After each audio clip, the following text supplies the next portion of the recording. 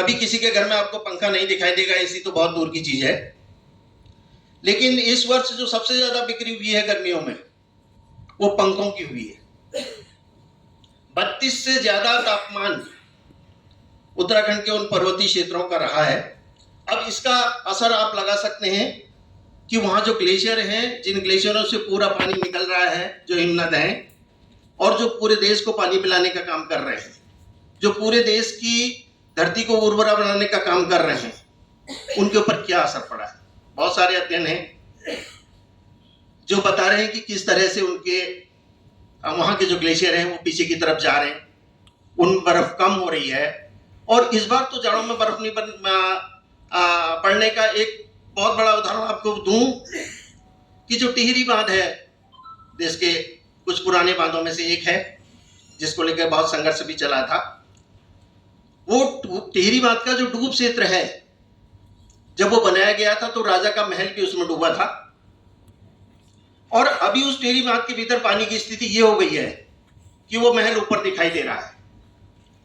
वो भागीरथी नदी जो उस पूरे इलाके को और पूरे देश को, जो बाद में जाकर के गंगा में भी बदल जाती है, पूरे देश को पानी देने का काम कर रही थी, वो अब वहां पर बिल्कुल एक पतली सी नहर की तरह दिखाई दे रही है। तो कहां चला गया है पानी, कहां चले गए वो हिमनद, और इसके लिए जिम्मेदार कौन है? मुझे लगता है कि ऐसे सब प्रश्नों के ऊपर शायद विचार करने के लिए भी हम लोग यहाँ पर इकट्ठा हुए हैं। और जब हम लोग अभी यहाँ के लिए चल रहे थे तो उससे 3 दिन पूर्व ही 5 लोग इकट्ठा, बिनसर एक क्षेत्र है जिसमें जंगल की आग को बुझाते हुए जल गए और उनकी मृत्यु हो गई।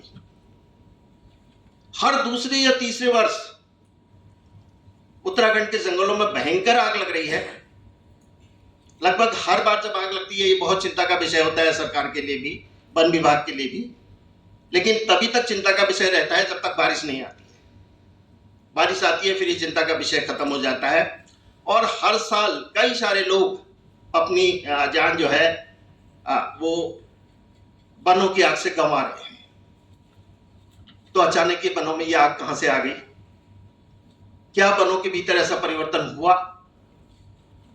जिसने वहां वनों की आग को इतना ज्यादा बढ़ा दिया है?